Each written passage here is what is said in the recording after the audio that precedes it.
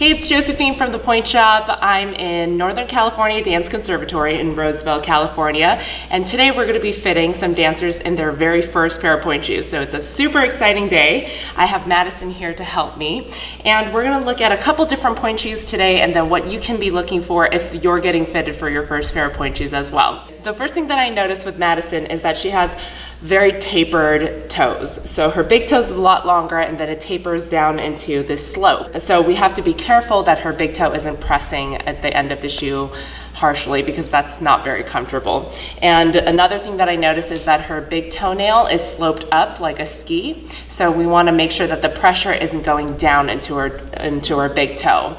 So that's something that we are going to be looking at. Can you stand in first position? So she's quite tapered and pretty narrow, but her profile is a little bit higher. So if you look at her foot from the side, she comes up a little bit higher. So that's something that I'm going to keep in mind too when we're doing the pointe shoe fitting. Can you tendre le second? Very good. So I'm going to look at a couple different shoes. For her first pair of pointe shoes, I'm really looking at stability and the ability to get over onto pointe shoes more than anything else. So even though her toes are a little bit tapered, I'm probably not going to start her off with a really tapered pointe shoe because I want her to be able to balance really well. Because she has a space between her first and second toe and her big toe is a lot longer, I'm going to give her a pretty substantial spacer. I usually start them out with the ouch pouch, which is a pretty standard toe pad. It isn't too thin or too thick, so she can figure out her preferences from here on out. Okay, and it doesn't really matter if you put the toe pad underneath your tights or over your tights, but I typically like to fit them underneath the tights so that it doesn't move around that much. So go ahead and put your tights over. I'm going to start her out with a pretty hard shoe and see what she's going to do. So this has a pretty wide platform for stability. Stand up for me.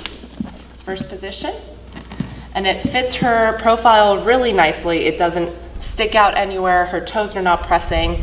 Bring your left foot up on pointe and press up on both feet. So there's no twisting. Straighten your knees all the way, and you can see this is a pretty hard shoe, but because this is her first pair of pointe shoes, she's a little bit pulled back. If you straighten her knees all the way, she's slightly hyperextended, so it's pretty. But she's not completely over onto her platform. So this is something that I might want to consider for her third or fourth pair of pointe shoes. This is not something that we want to start out with because it's actually teaching her to balance in the incorrect place. Go ahead and have a seat. So this time what I'm going to do is I'm going to shorten the vamp a little bit. That's this part right here. So I'm going to have it go a little bit shorter and a little bit softer in the shank so that she can actually roll through and get over on her pointe shoes. So I'm going to try this one. So I really did like the first pair of pointe shoes in terms of what her shoes look like on her foot, but I'm going to try a little bit softer and then press up on both feet. So straighten your knees all the way, very good. So you can see that she's a little bit more over on her pointe shoes here. It is a little bit harder for Madison because she does have a slight hyperextension in her legs, so she has to push over even more to get over on her pointe shoes, but this is better.